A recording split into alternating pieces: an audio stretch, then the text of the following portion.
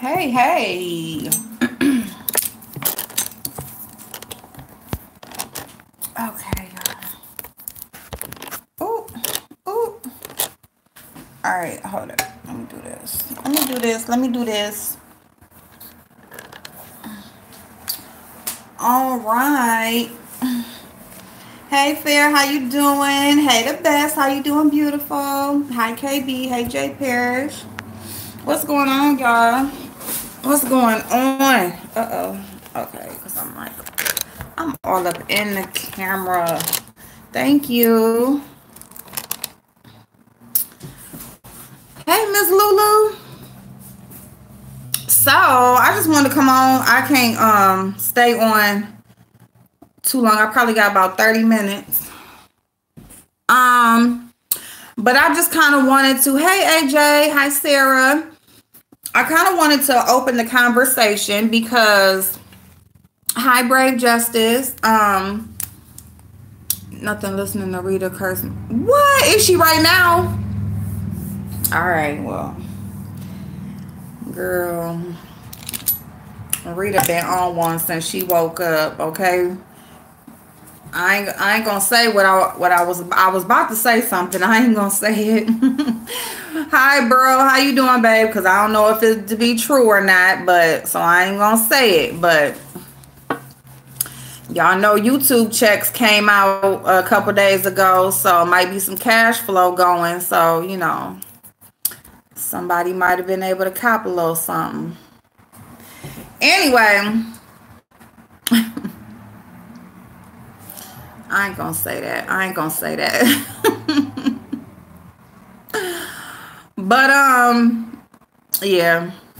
I mean, cause it's like, how many times can you much stuff can you really continue to say about the same person? You know what I'm saying? Like, even when I talk about Joyce or whoever I talk about, like, how many times can you just at the end of the day you just start really repeating yourself if ain't nothing new coming up? So it's like, okay, it ain't funny no more. We didn't heard it already. Okay, so hey Sharon. So yeah, so Rita might want to come over for the conversation because, well, we talking about recovery. We ain't talking about still being addicted. So maybe not. But September is National Recovery Month. So I just wanted to just speak a little bit about recovery because in my life, since being a child, my childhood was, if somebody's not using, they're selling. Okay, if they're not engaging, you know, somebody was on one side of the coin. Okay, somebody was involved in some type of way. And so I've seen the worst of it, the absolute worst. Okay, including death. All right, so that's the absolute worst. The absolute worst is you losing your life, or whether if you lose it off of this earth, or whether if you lose it being incarcerated. That's the absolute worst that can happen when dealing with drugs and being addicted. So, you know, I've seen the absolute worst. I've seen the good side, which I don't really want to say it like that. Good side. Hey, Quiet Storm. Because, you know, it shouldn't be glorified at all. But the reality is that the lifestyle is glorified in some spectrums, because the money part of it, the people who you see making the money from people's addictions. Hey, Gemini, babe. You know, it's glorified by them, you know, because you see them with this money and this flashy lifestyle. Hey, The Voice.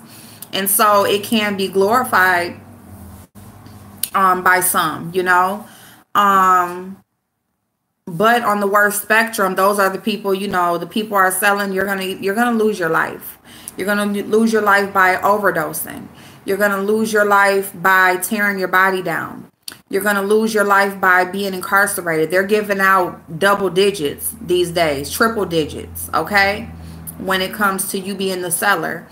You're going to lose your life by getting robbed. People know that you got this money, and people setting you up, or somebody running up on you thinking you got your whole life savings in your pocket. So it doesn't end up good on either end. It doesn't end up good if you're the user, and it doesn't end up good if you are the seller. Okay. And like I said, I've seen both sides of it. I have lived both sides of it. But coming out of that, which is where the recovery part comes in, whether if you finally make that conscious decision to not sell anymore, you want to straighten your life up before life straightens it up for you. That's recovery, because you can be addicted to the money part of it. Okay, you can be addicted to the lifestyle. You can be addicted to that quick money. You don't want to wait till somebody cuts you a check. You want to make that money right then and there. And being addicted to the substance itself. Recovering from that is huge. It's huge because not only does your body become dependent on it, but your mind becomes dependent on it. And that's the worst part of it, is your mind being dependent on it.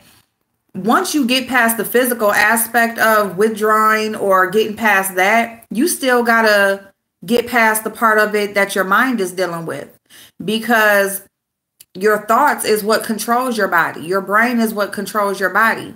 And so even when you get to the point, hey kiddo babe, even when you get to the point where you're not actually on anymore, you still got to get past the mental capacity.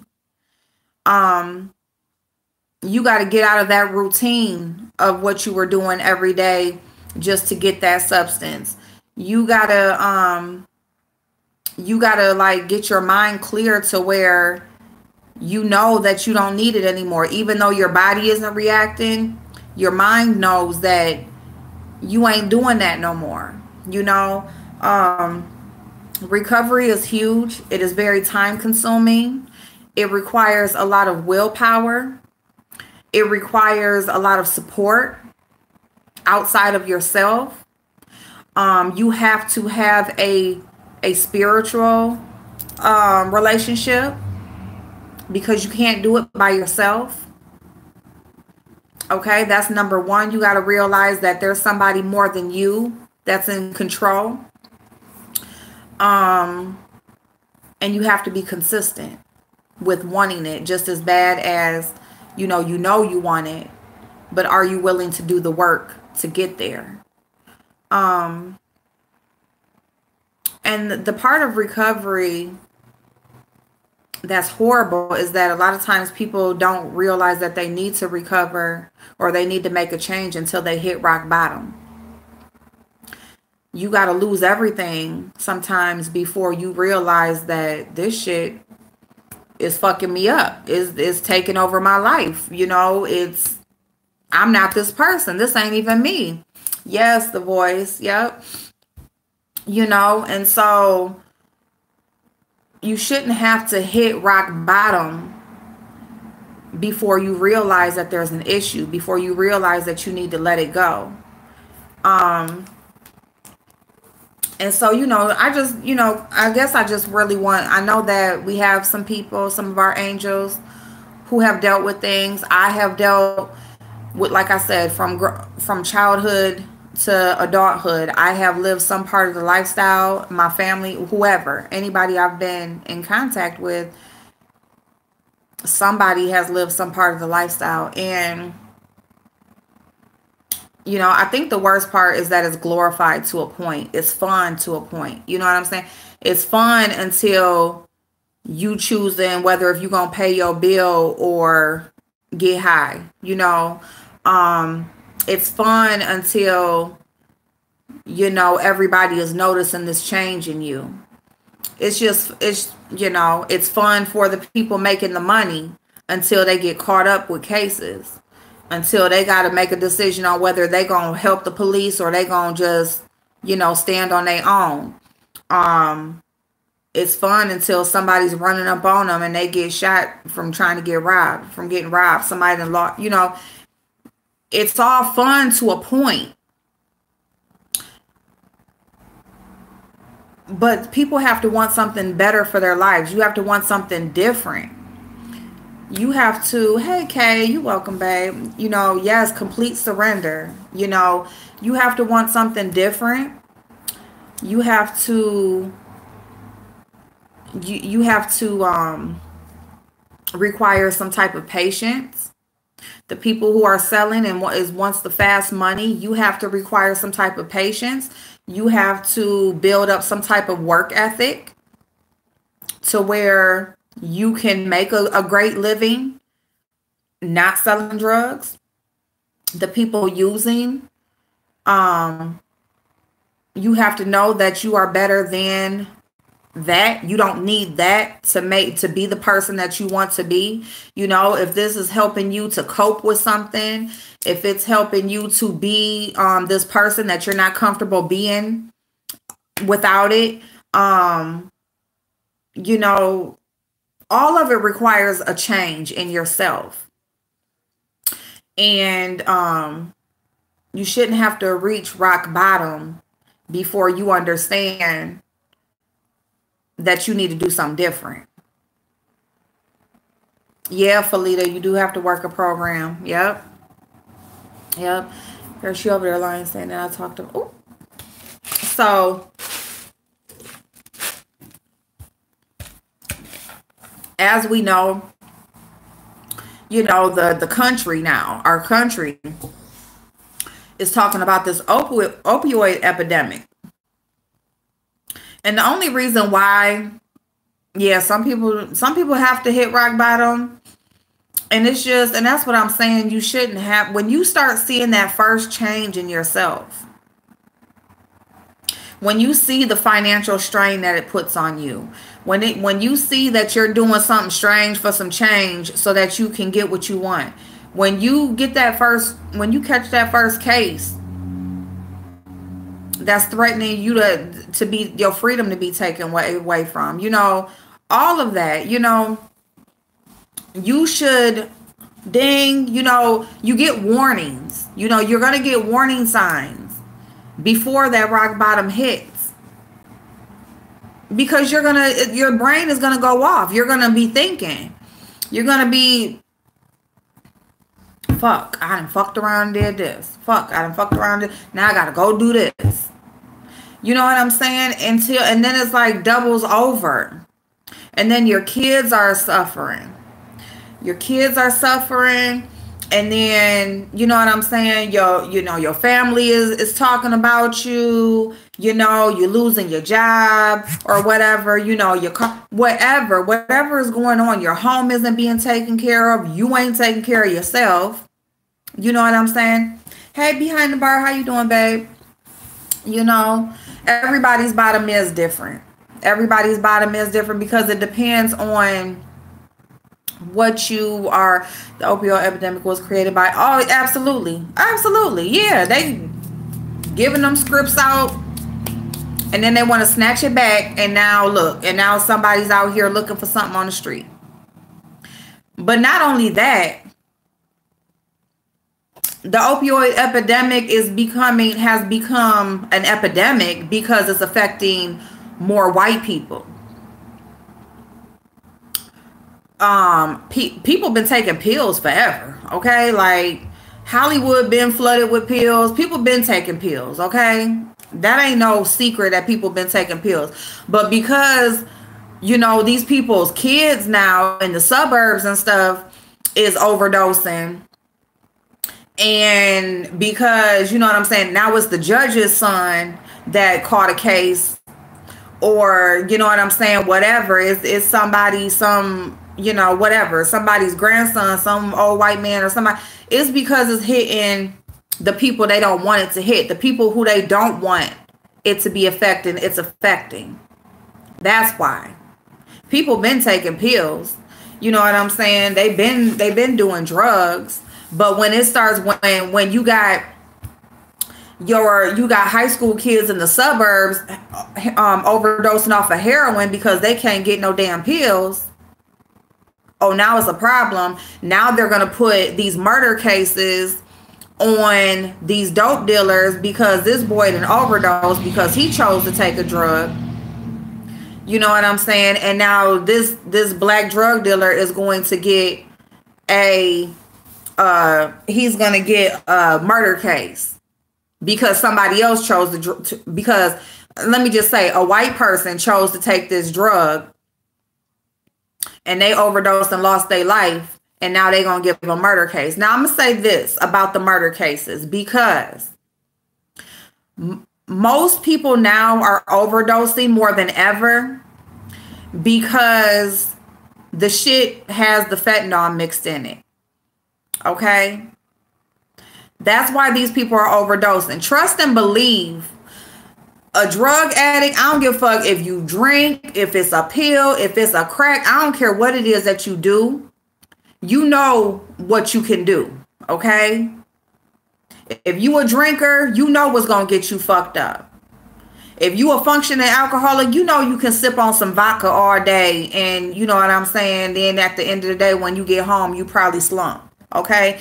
If you smoking crack, you know you can hit what you can smoke or whatever, and you gonna be up, whatever, and you gonna do your thing.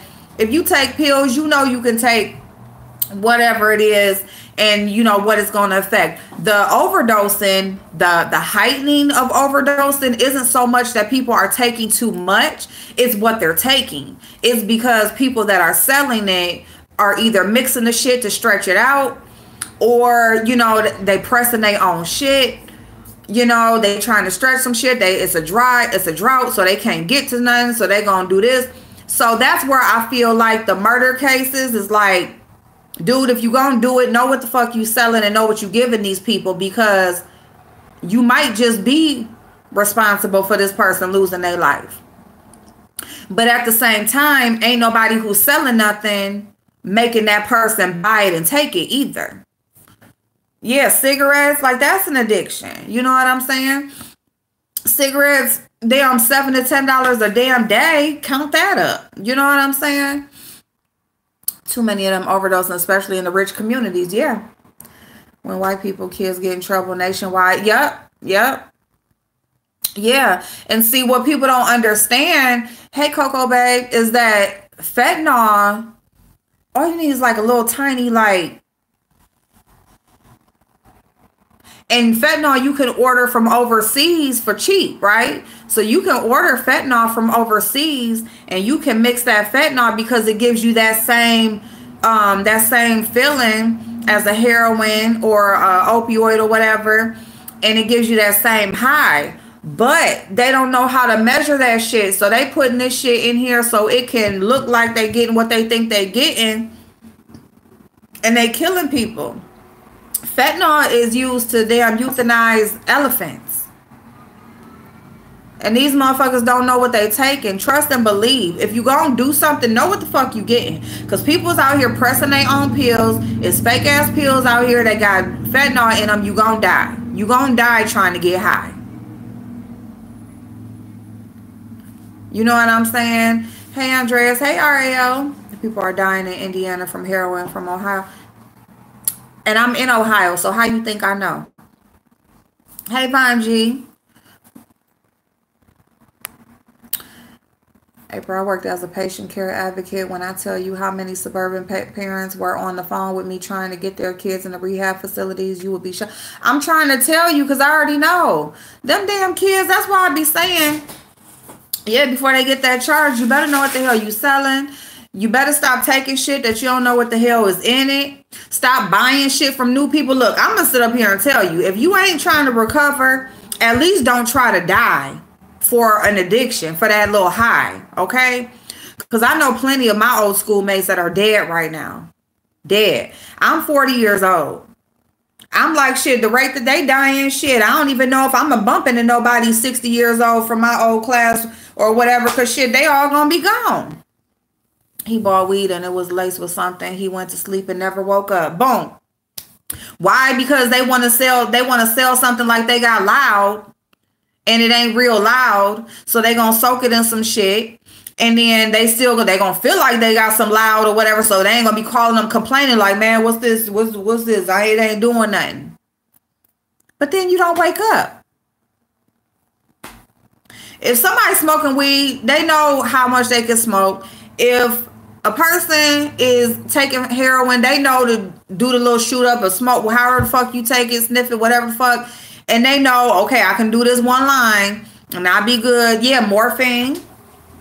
They're taking morphine. But doctors are prescribing morphine. Hey, Stomp Down. Why don't black congressional members make laws to lock up white people the same way Joe Biden did black people?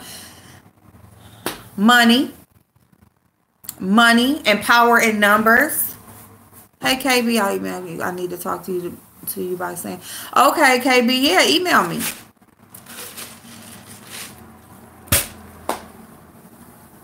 But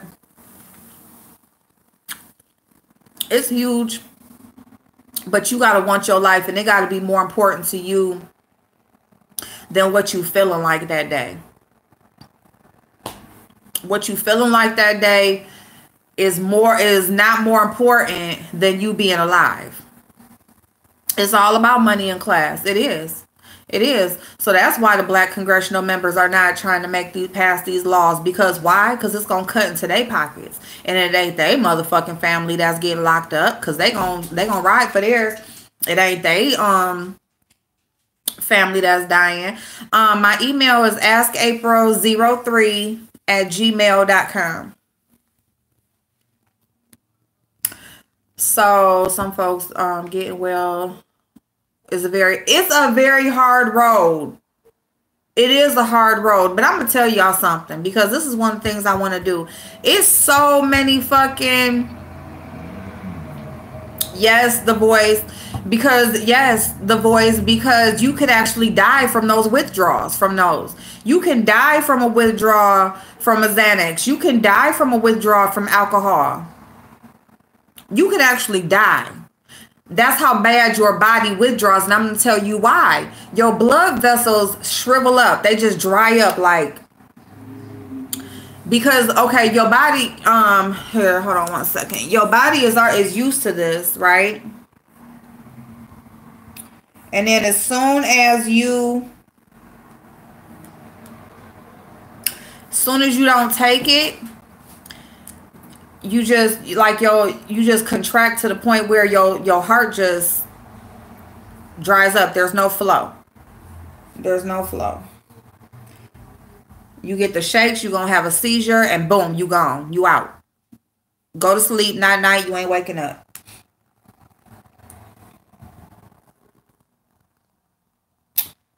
Hold on, babe. Let me see.